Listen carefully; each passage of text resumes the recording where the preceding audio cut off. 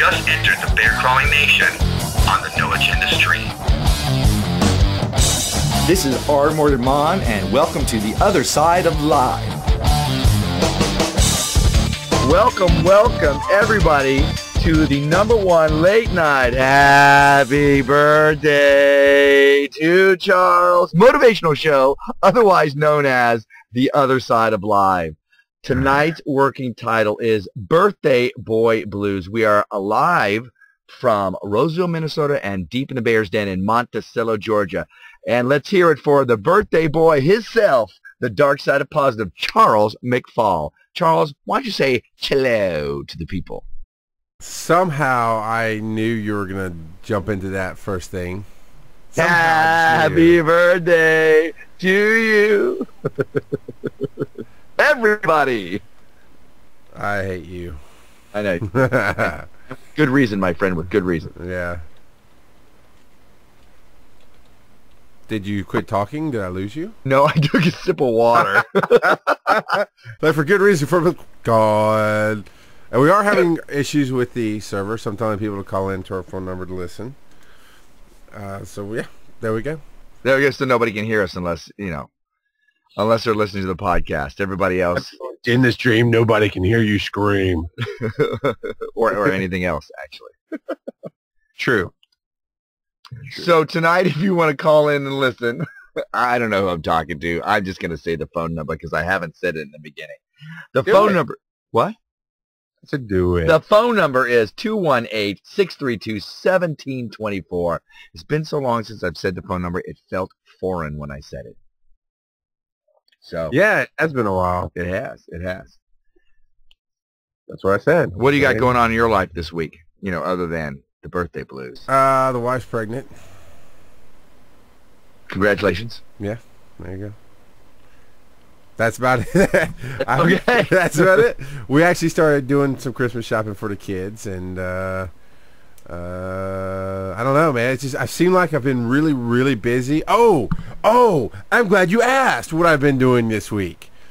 I don't know if you've been keeping up with my Instagrams, but that's at Bear Crawling on Instagram. You can follow me.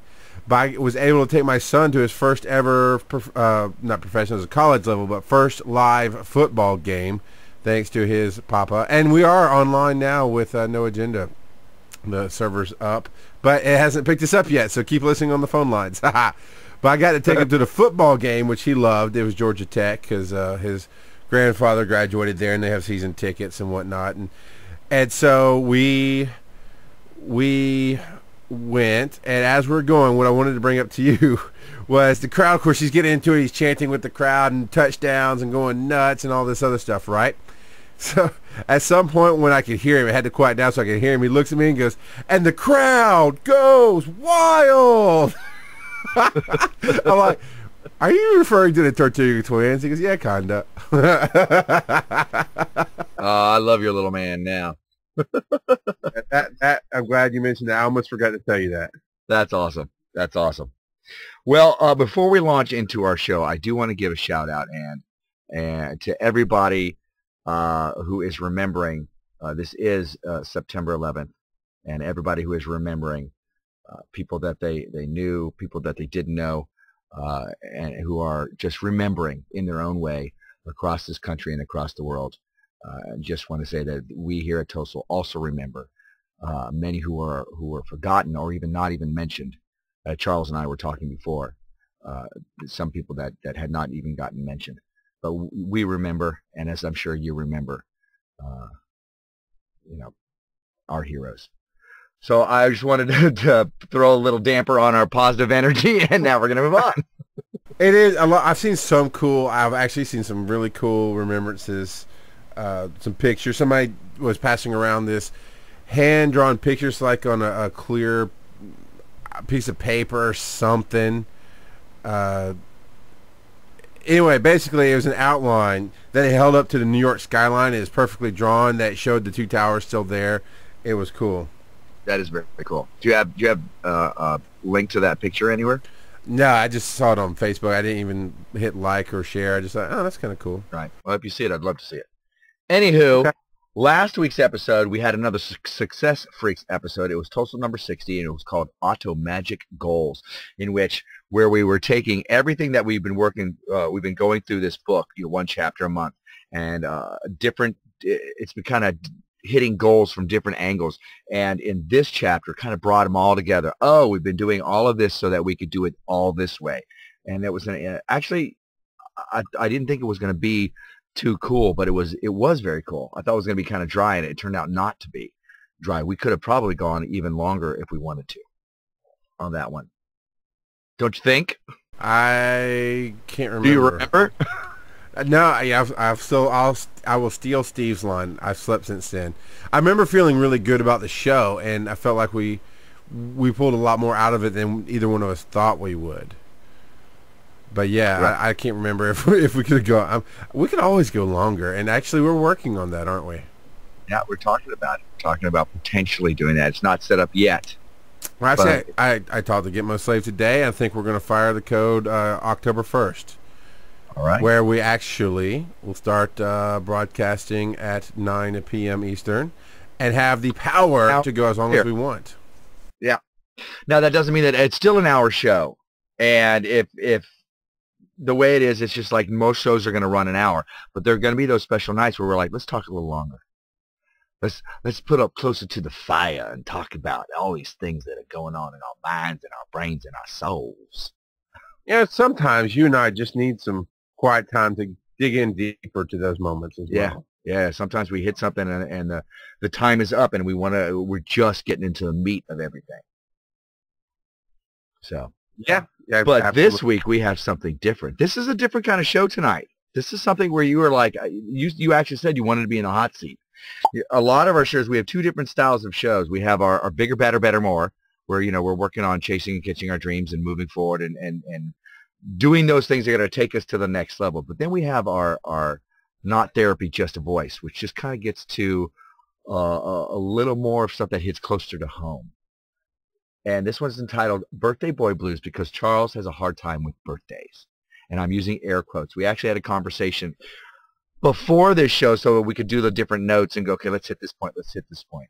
We had to do a little pre-show interview so you could really dig into the mind of the bear and figure out where to go with this. Is it too late to change my mind? I don't know. Well, you like birthdays now? No. I don't. All right, let's talk about something else. No. Absolutely. You know what else I don't like? Forgetting to hit our timer. I hate when I do that. I hate when you do that.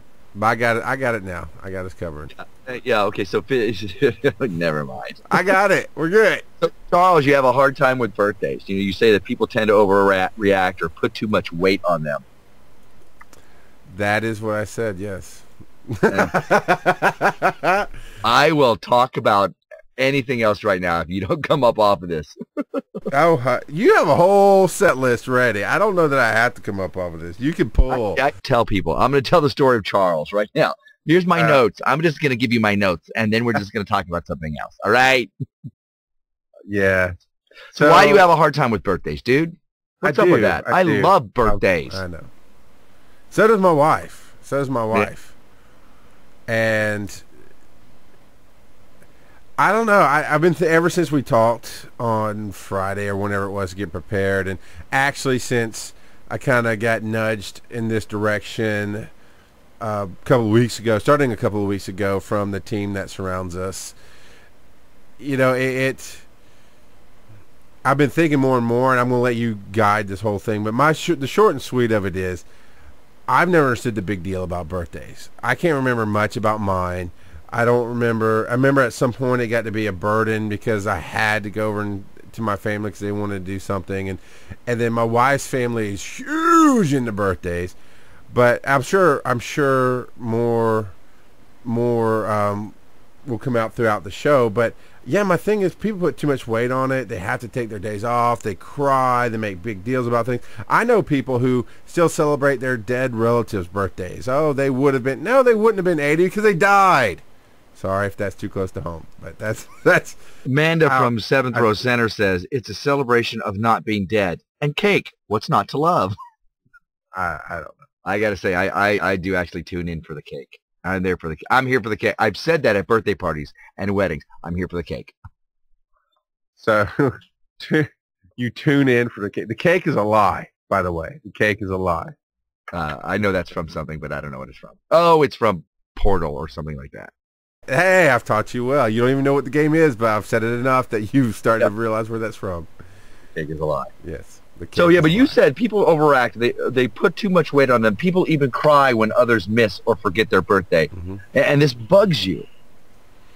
You know, it's as if your efforts are not good enough for some of these people, and that really irritates you. Now, right now, you're seeming very laid back. You're like, oh, you know, I kind of don't like this, but you were emotionally involved during our conversation. Yeah. Well, I'm kind of holding back just to see where you take it. I'm trying to get you charged up. That's where I'm trying to take it. I'm trying to behave and not take over the show. Dude, this is your show tonight. You're the one I wanted to talk about your birthday, and we're either going to have some good entertainment value, or we're going to get to the meat of something, or something's going to happen. But if you sit there holding back, nothing's going to happen for either of us. And so you're saying I'm not worth actually digging into and putting forth the effort to pull it out of me? That's exactly what I'm saying. I'm sure that's what the people are hearing me say. Yes, happy birthday. Oh, as long as I'm on the clear here. All right. So I've got two different levels of birthday, right? I have the it's mine, I don't give a caca, and I just don't. I work holidays, I work my birthday.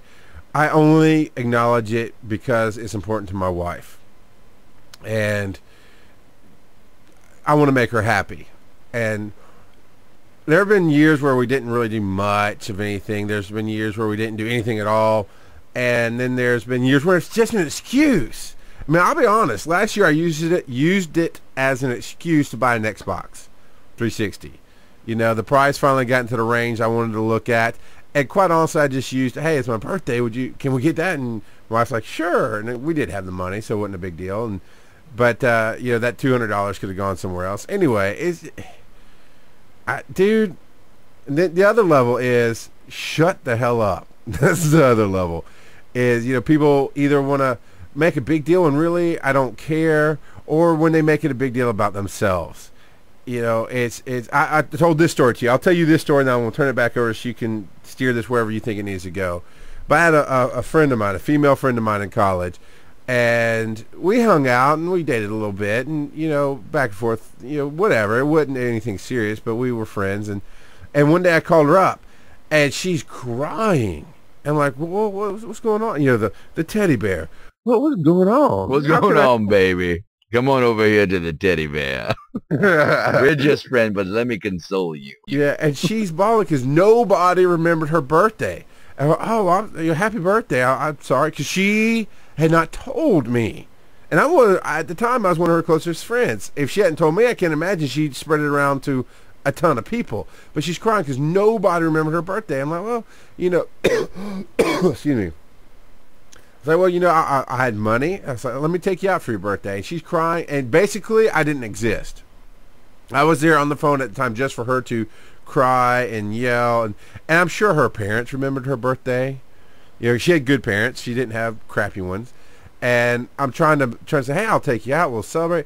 And basically, I got to the end of the conversation where she just, nothing I said was good enough. And, of course, it hit, you know, some dark spots in me at the time. I was like, I finally went, just shut the hell up, get over yourself. I hung up the phone.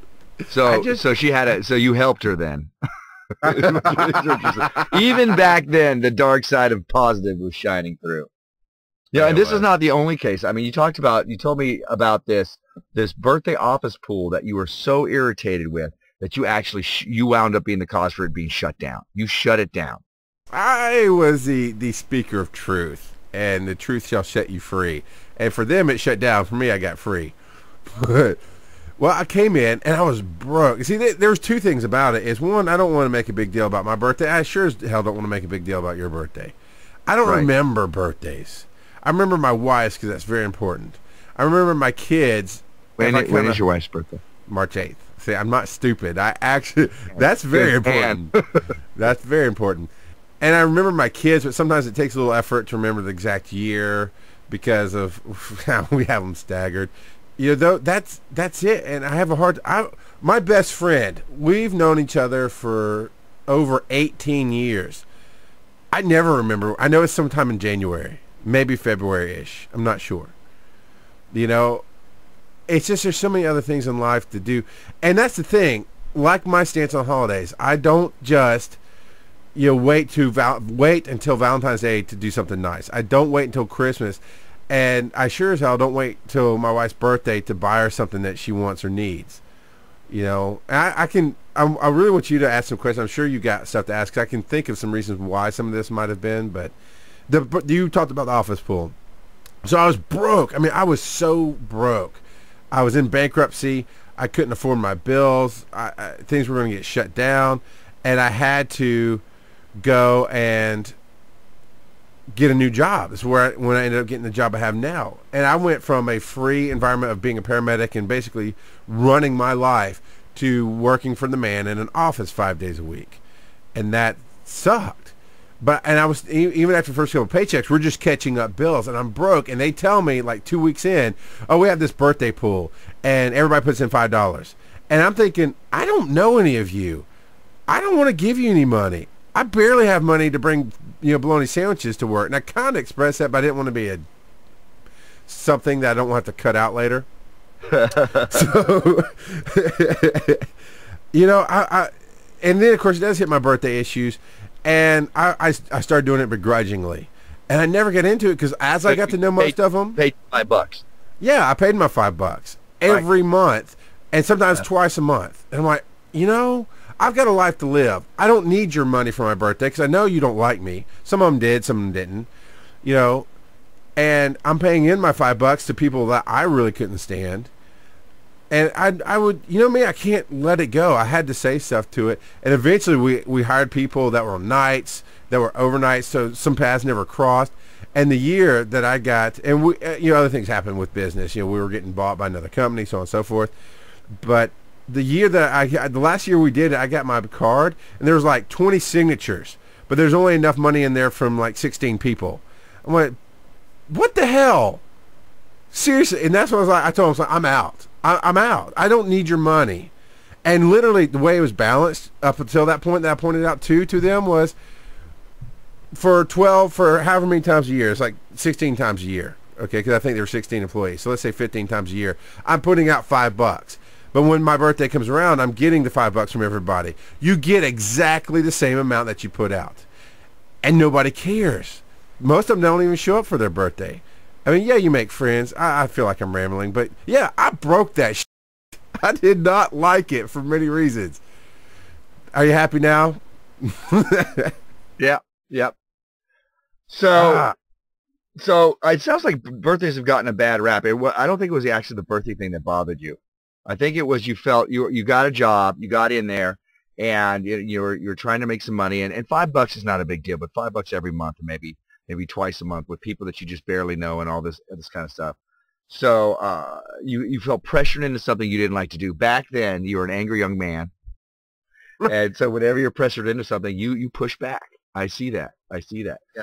And from what you told me, you've never even had a birthday. You never had a birthday until you were at least 6 years old. Right. Yes, I did not have a birthday party until I was 6 years old.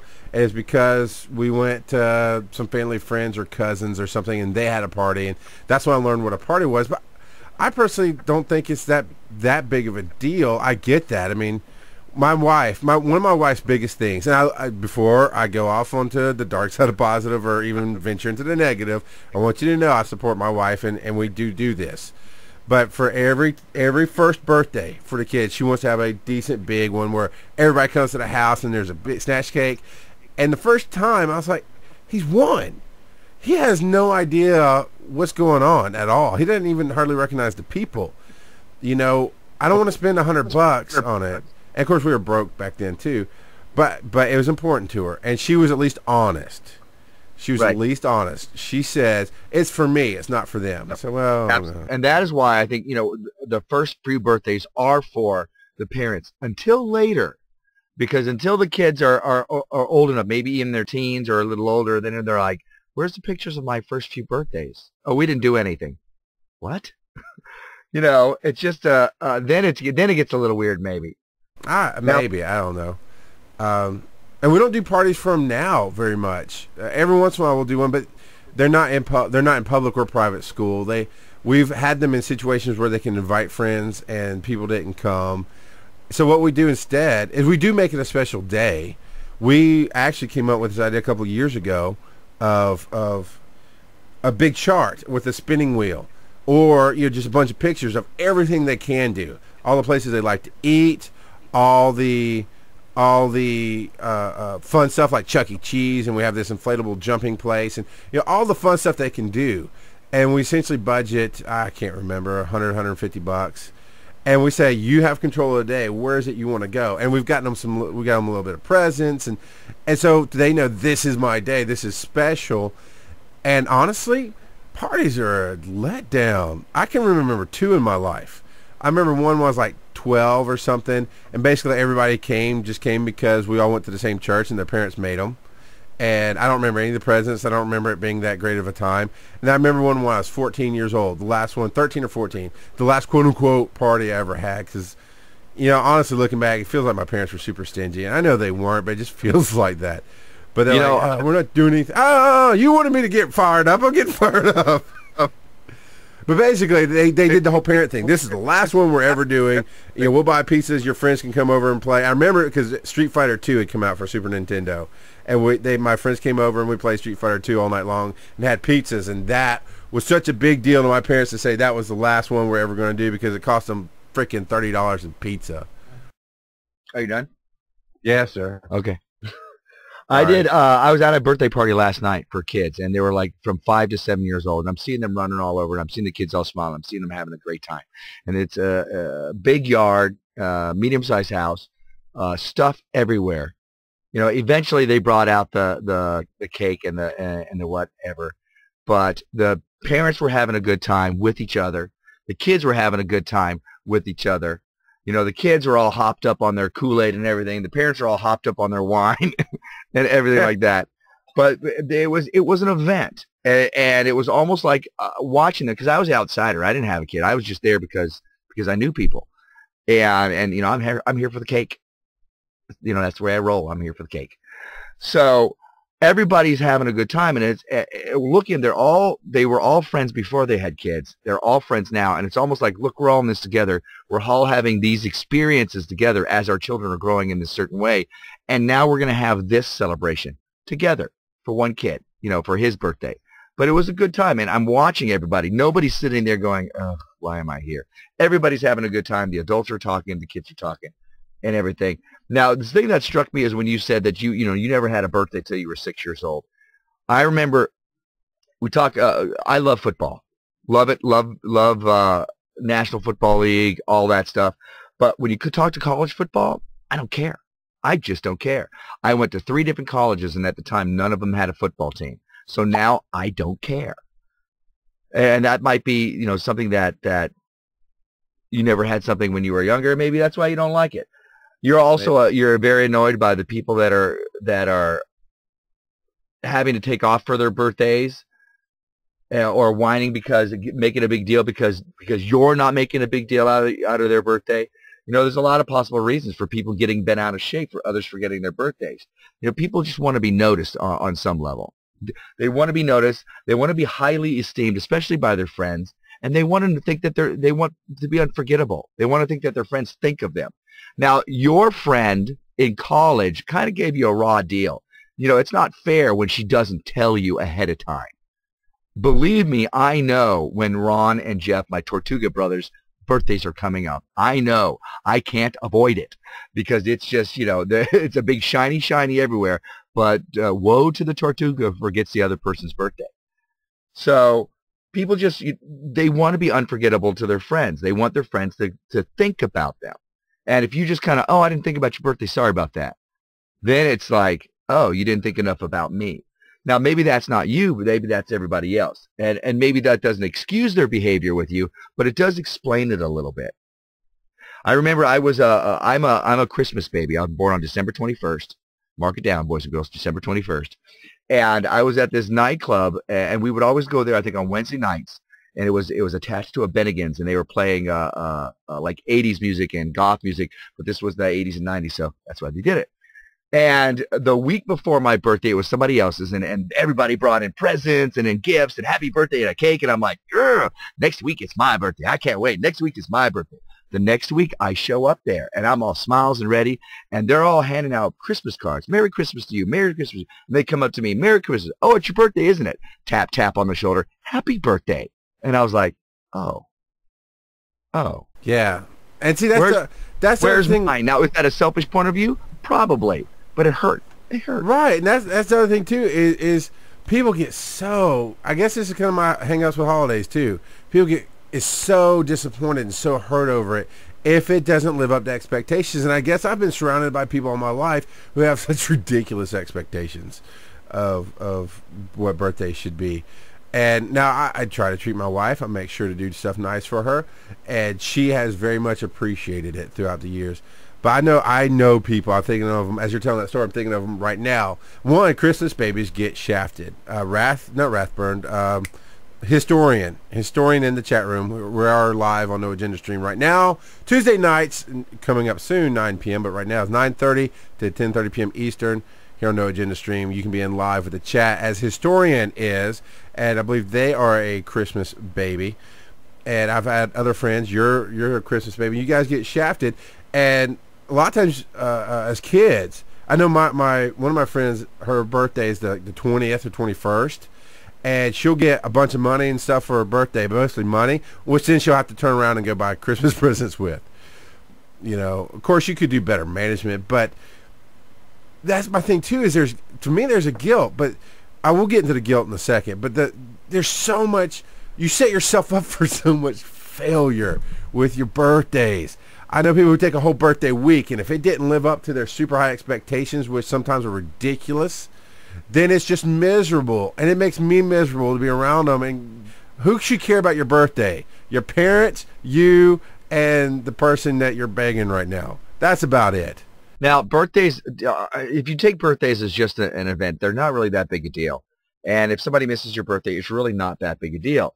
And if a child comes up to you and says, the sky is purple, you're not going to get pissed off at the child because the sky is really, really blue. You're not going to yell at the child and scream unless you have some kind of emotional reason, a trigger, or button that's just been pushed. It's a kid saying that the sky is purple. So if somebody has a birthday thing, you know, it's not really, it's like, birthdays aren't my thing, but, you know, it's your thing, whatever. Now, if the thing is that's most interesting here with you, Charles, is that you're getting angry about it. There's something that goes deeper than just the birthday thing, I think. Now, maybe it surrounds birthdays or whatever, and tonight, although we're talking about birthdays, I think there's something deeper here. That's why tonight we're not therapy, just a voice. Right. That's exactly why we're doing this particular episode, because I'll tell a little bit of the backstory, but it's because I don't know why I don't like it. I've wanted to be better about birthdays. I need to talk about the birthday party my wife did for me at one point, and I'll let you get us to there.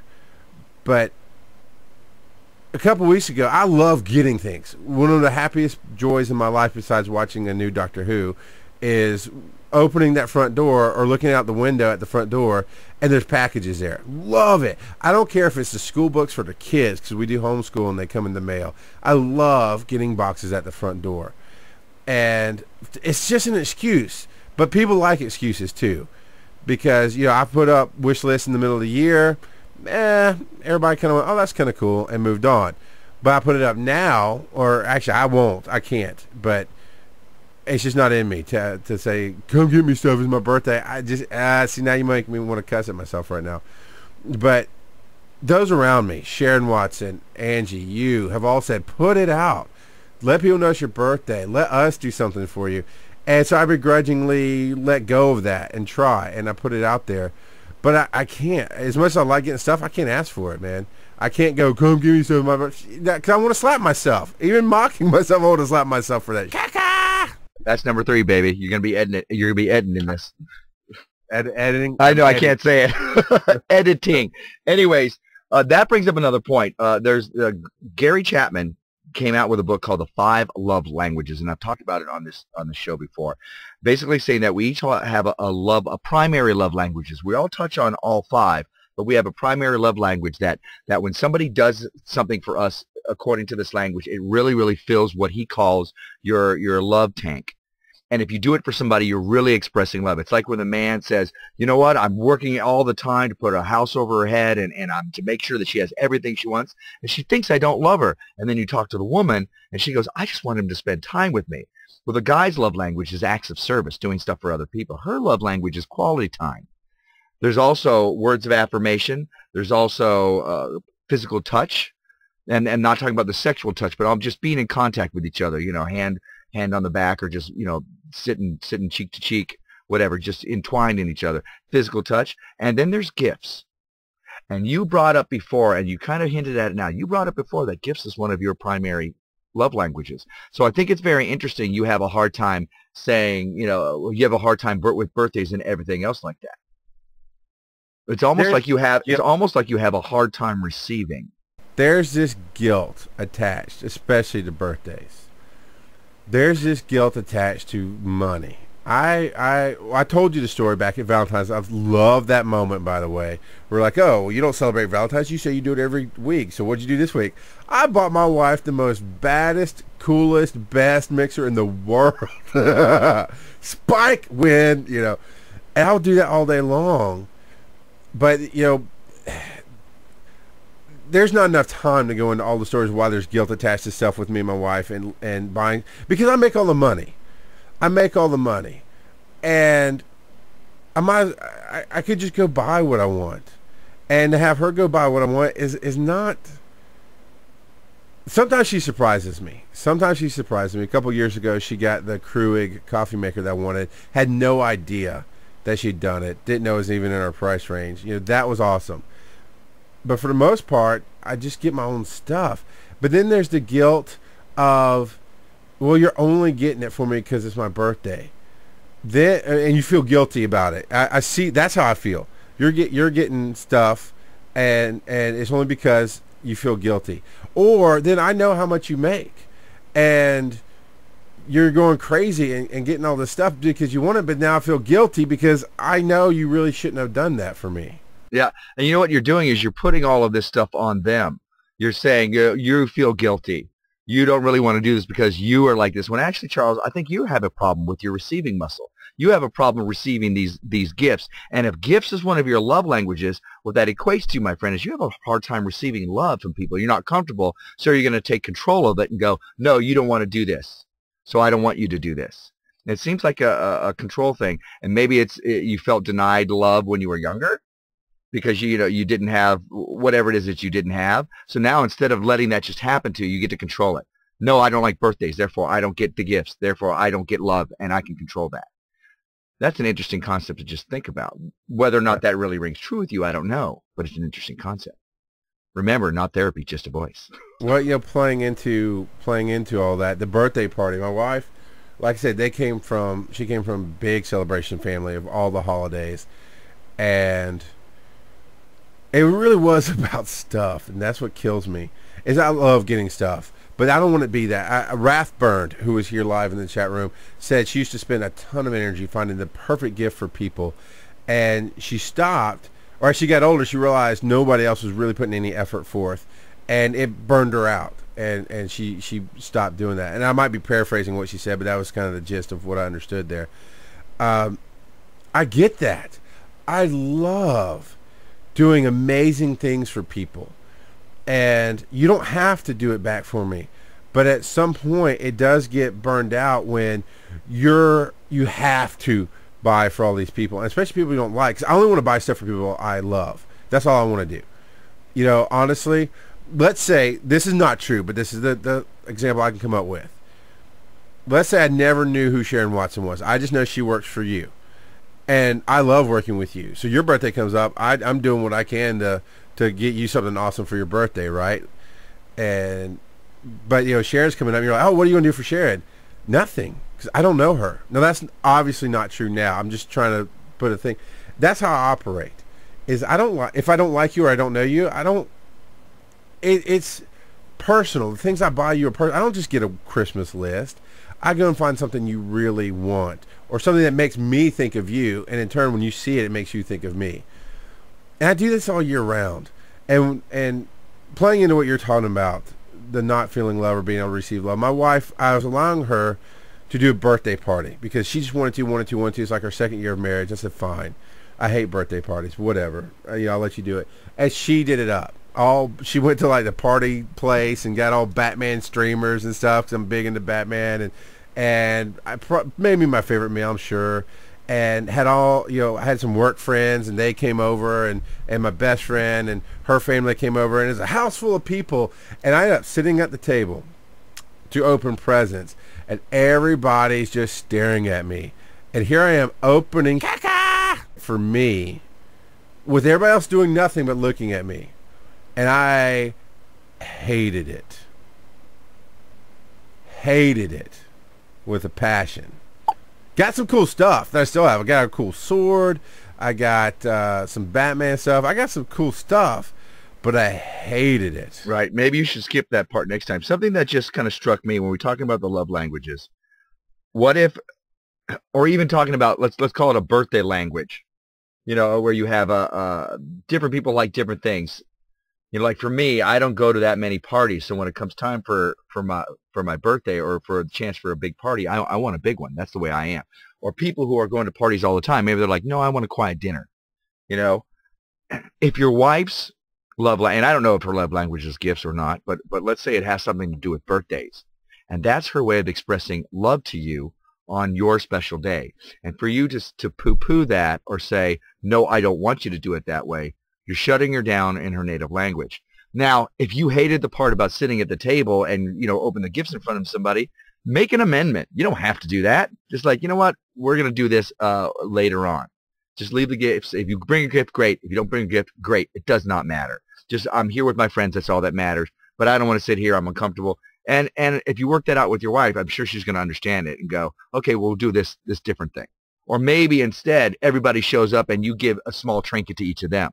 Don't bring a gift. I'm going to give you, of course, you're giving that $5 gift again. It's something we said in the pre-interview or whatever is the celebration of me. It's why? Why? Well, because people love you, Charles. Maybe that's it. But just like the 1-year-old, it's not for them. And if you really don't like this, you're going to shut everything down. That's fine. But if you're genuinely asking why does somebody want to do this, sometimes it's for them. Sometimes, if I'm madly in love with somebody, I want them to have a good time on their birthday, and I want to have a hand in that. And part of that is altruistic, but a lot of it's not. A lot of it is I want them at the end of it to go, this was the best birthday ever. You're the best. I know I am. Thank you very much. Here's another gift. But that's my damage. Well, and I want people to enjoy the moments they want to enjoy. I think the problem is partially I live in the matrix of truth, if you will. I don't know, the movie The Matrix, but it's like I see things, and I know half the people who were there were just there. Mostly her family they weren't there because they loved me. They I don't know. Maybe I do have issues with the love. My wife even now. Borderlands 2 is coming out the 18th. Not only did we drop the money to buy it brand new and reserve it ahead of time, she went the extra mile and got me the collector's edition, which is another $50. So we've already dropped $100 on this game that's going to come out right at my birthday. So I'm good. And yet she still wants to go out and acknowledge my birthday.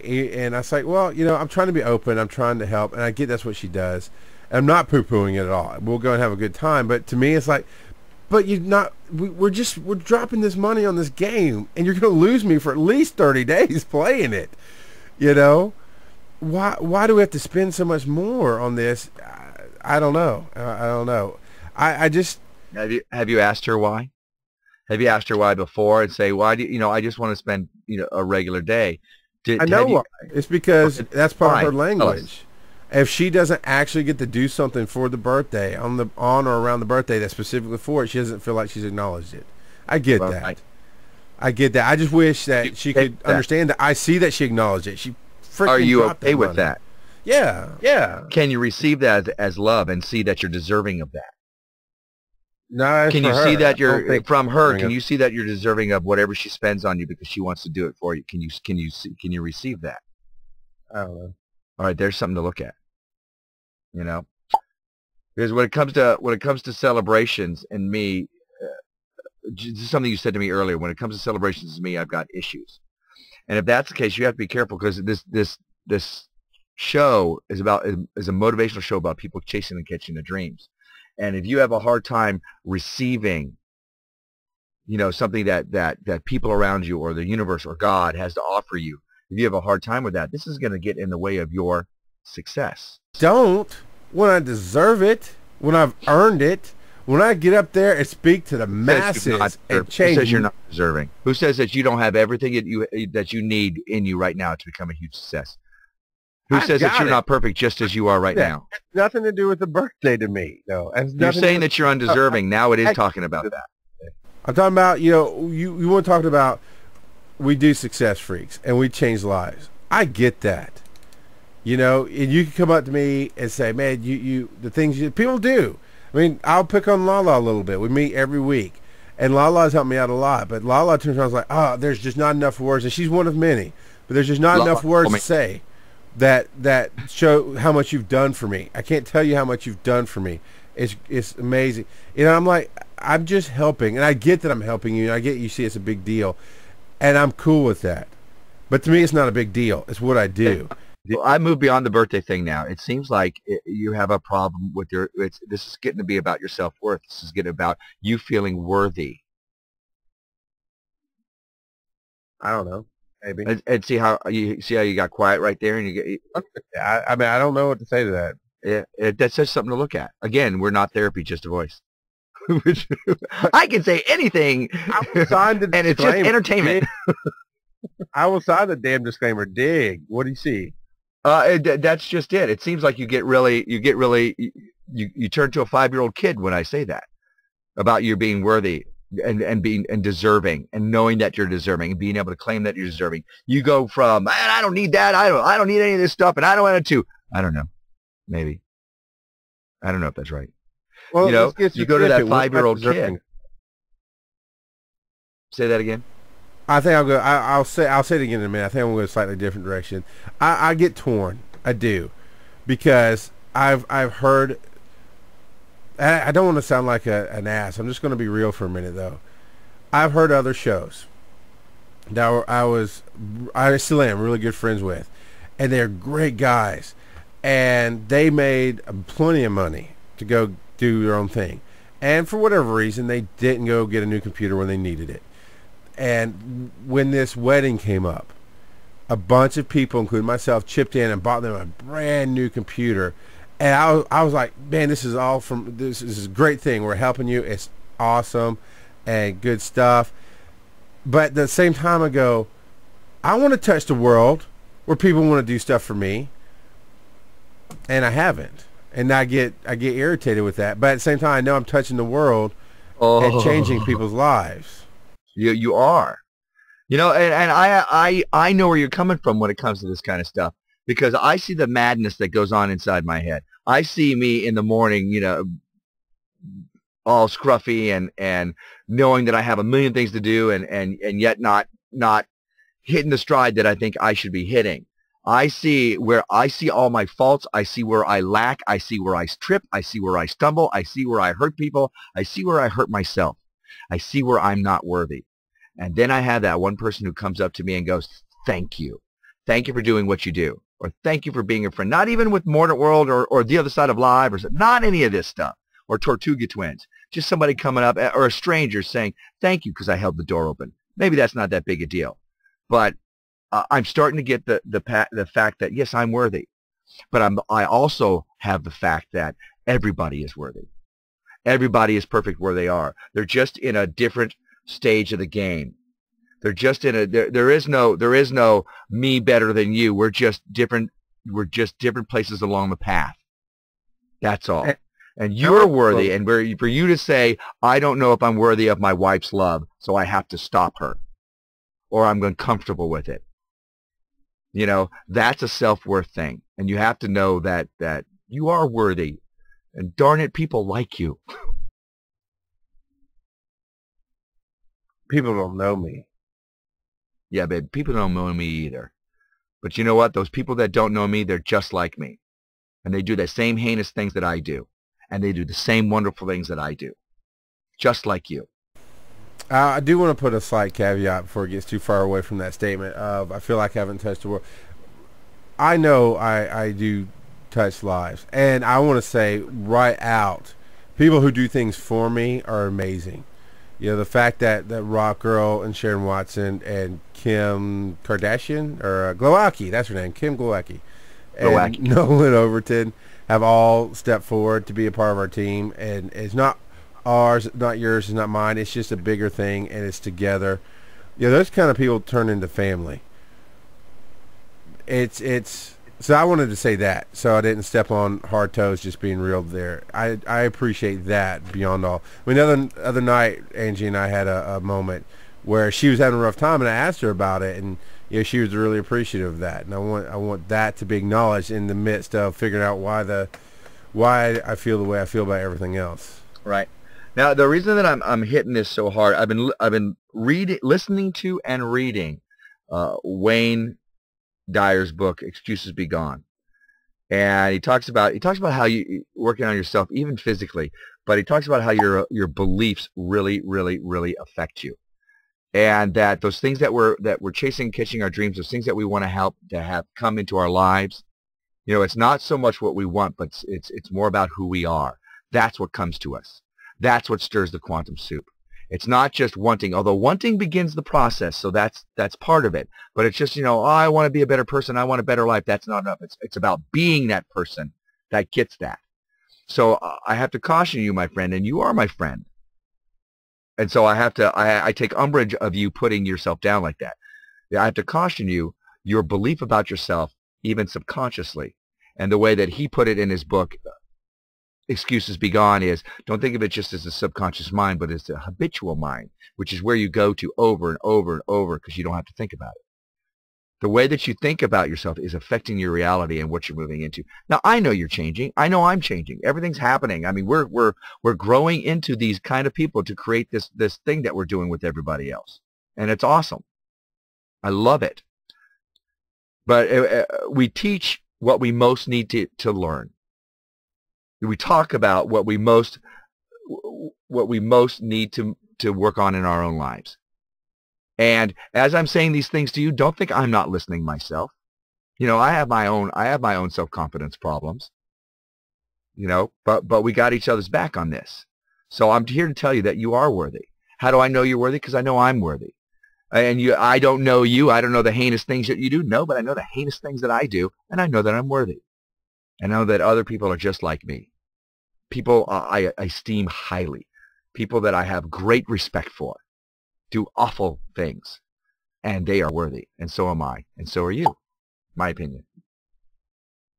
So, playing devil's advocate, then, what makes me so worthy of whatever we're talking about? Let's talk about just the fact that you can be so transparent right now, that you were willing to set this up and go, yeah, I want to talk about this. Let's go ahead and let's dig a little deep. So, because that translates to other people who are able to see, oh, they're like that. Well, I'm like that. And if they're like that and they're great, then, and I'm like that, then I can be great.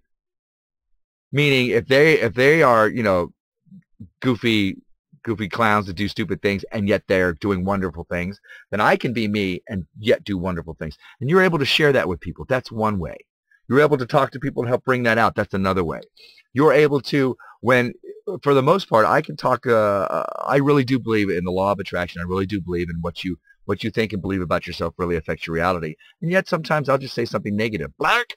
You're able to talk to me and not talk at me and go, dude, really? No, you're a good reality check with me, but you do it with kindness. Whenever we have an argument, and we have arguments, you come back to me with kindness, which makes me go, wow, I feel the love. That's why I think you're worthy. That's why you're worthy for me to work with. You're worthy for me to be your friend. That's why. all I hear in that is part of who I am, and I get that. There's different things between what we do and who we are. And I don't do greatness. I am greatness. And that's not an ego thing. That's just when people are like, oh, I can't tell you how much you've helped me. I can't. Or when you what you just said, when I come back in kindness, it's because the world doesn't. Because everything I've grown up with, everything I've ever been around, everything I'm around now doesn't. And I truly am a rebel in the sense of not just because you said no, I'm going to do it. I'm not a rebel that way. Yes, I do have those habits. You've pointed out a few times, like, everybody else wants to do it, so you push back because you're going to be different just like everybody else.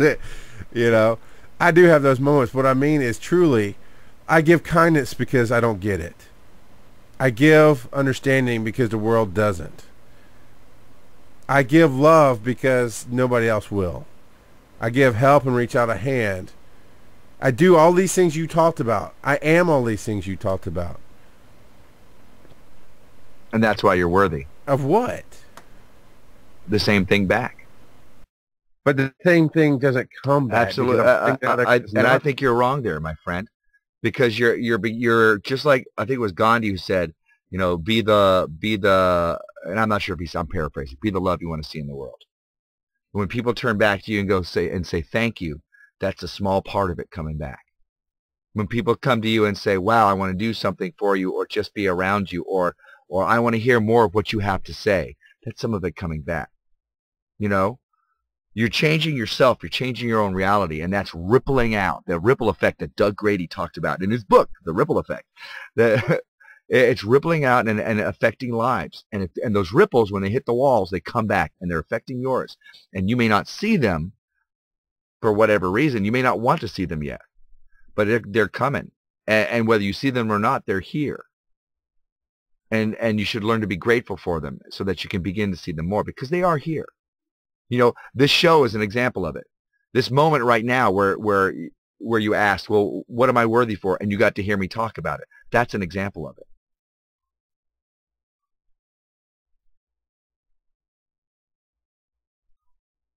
It's up to you to open your eyes to be able to see it. And honestly, dude, it's up to you to be able to open your heart and be able to see it. It's about receiving love again. Because you're worthy. And I'm going to kill my computer for making that beeping noise. I am grateful for those who believe and those who participate. And, my wife has helped me open up. This year, she's like, well, what can we do for your birthday? And I was like, look, I'm a recovering anti-birthday holic, whatever. I'm open to doing something, but you have to do it. Because I have no suggestions. I have no ideas. And we came up with something that I was like, yeah, that sounds like fun. I'm sure it will be fun. But it wasn't something like, oh my God, let's go do, because of all my issues, I guess. But I am grateful that she's there. I'm grateful that somebody wants to pay attention, wants to be a part of something, even when I don't, And I'm grateful for you and the team that are here, who believe in what I do, and all of Bear Crawling Nation, before it was put aside, was those people believed in what I was talking about and the dream that I had, or at least they believed that I was going somewhere. And for those who participate, that usually means more than stuff. But now's an excuse for stuff, so I like stuff. Yeah. Let's talk about the guilt a little bit. So even in my face, with Angie and Nolan and Sharon and you saying, yes, put out the Amazon list. I'm like, I don't know. I can't. And Angie's been handling it and putting it out there. And Nolan suggested we talk about this tonight so that I can maybe figure out why I am the way I am. But even with you guys saying things, I still am like, I don't know. I have received some birthday gifts. I want to say thanks to those who have done that. I don't want to call names because, again, I have guilt issues. I don't want other people to feel guilty. So, you. But at the same time, I talked to you personally, Mordant, and said, wow, I feel bad now. It's too much, I like cool stuff, but I hate that. I hate that I can't just go, this is awesome. I have to go, this is awesome, and now I feel bad about it. Right. Well, that's one of the things that I learned while being a performer, how to say thank you when somebody came up and said something nice to me, instead of going, oh no, the performance was okay, but oh, I wasn't that good, or that, that's a form of pride. It's a false humility. So learning to be able to receive their praise. What you said to me has value. Thank you for that. As a performer, you need to learn how to do that. And that carries over in the rest of my life. When somebody says something really nice, I'll say, thank you so much. That means a lot. Thank you for your kind words. If somebody gives me a gift, thank you very much. I think I partially am there. I mean, if I can take the gratitude in stride and accept it, and I can take positive feedback and negative feedback and all kind of stuff. I can do. Hold on. And maybe afterwards, you and I can dig a little deeper, because I think there probably are long-running issues with love and the receipt of it. Or I guess to wrap it up, because we did need to wrap it up here for the live show. To wrap up my somewhat impressions of it is, at some point in my life, the reality shifted to where gifts, even though I love getting stuff, I understood there was no love behind it. I'd rather have the relationship. And actually, at one point with certain people, I've said I've voided checks and sent them back. So I'd rather have the relationship than your money or your stuff. Right. And I've had to make my own way in the world. But go ahead. It sounds like that again. Your what's it called when you put your emotion on somebody else? You're putting your belief on somebody else, and you may not know why they're doing it. I've talked about this before, where my buddy Jeff would be picking on me, and I'm like, he's always picking on me. That always pisses me off. And then somebody said, well, maybe he's just being a friend and goofing with you. And when I changed my perception, and I realized, oh, he is just being a friend. He's just goofing with me. It's not personal. Then our relationship changed. You can't put that on people and say, oh, there's no love there. Unless it's obviously somebody that you don't, if you surround yourself with people who are just like that, then golly, you get to be right. But you realize, again, you've made those choices. You've chosen to surround yourself with those kind of people who are loveless when they give, and so you get to be right. So, again, it all comes back to you. None of this is on them. It all comes back to you and what kind of universe you want to live in. Do you want to be in a universe where people are, when they do give something, they're giving from their heart, it's something nice, it's something fun for them? Or are you going to just put it off on them and just say, nah, you didn't mean it, or I'm not worthy, or whatever. You are worthy, my friend. And I wanted to mention, too, I talked about receiving muscles, and I get that term from Lisa Nichols, who was in The Secret, and in fact, she speaks about it in the audible.com speech, The Secret, Teachers Recorded Live, but I'm sure she also speaks about it in her book, which I cannot remember the name for it right now. It might be No Excuses, I'm not sure. But Lisa Nichols talks about your receiving muscle, being able to receive, praise, also being able to receive love. Maybe this is good practice for you. If somebody gives you a gift, you're able just to say thank you and really feel love for them. Maybe if you're like, they're not giving me this because, and they're not sharing any love with me, fine, then maybe you have to be the love there, just like you said before, and you share your love with them. Maybe that's it. Well, you can share your love with me on Facebook.com/House of the Bear. Boom, baby. Do you want to tell them where else to find this before we run out of time? I do. We are running out of time.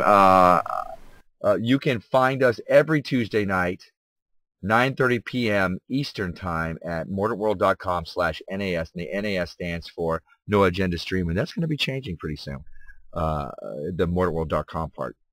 If you want to find our old episodes, you can go to theothersideoflive.com. We're also available on iTunes. I think we're probably going to talk a little bit longer. We might make some of that available as well. Yes. I'm sorry. I was going to try to answer somebody. Rathburn, I have to answer Rathburn. No, I have not looked at the pictures yet, but I haven't sent them on to sharing yet. So thank you very much for them. They're on my to-do list. And you can find us live on all your mobile devices on TuneIn. It's an app for your iPod, your phones, your tablets, your computer. TuneIn.com. or check all the variable stores for your device. It's everywhere. Search No Agenda as a station. You can listen to us live everywhere you are. Excellent, excellent. Lala Siegfried, you can contact me early is better than later, so 9 o'clock. And Charles, where do you find your Amazon wish list? It is on House of the Bear on the facebook.com/House of the Bear currently. So if anybody wants to give some love and make Charles uncomfortable, there it is. If you don't, you can just drop by House of the Bear Facebook and tell him happy birthday, which your birthday's actually in a couple weeks though, isn't it? September 21st. No, you're a 21st baby too. Whoop, whoop. I think that we're going out, so we should probably end this right now. Thank you, everybody, for tuning in. I am ourMordant. And it's none of your business, my birthday bear. Awesome. Ciao, dream catchers. So raise your glass if you are Boom, baby. right ways all night under the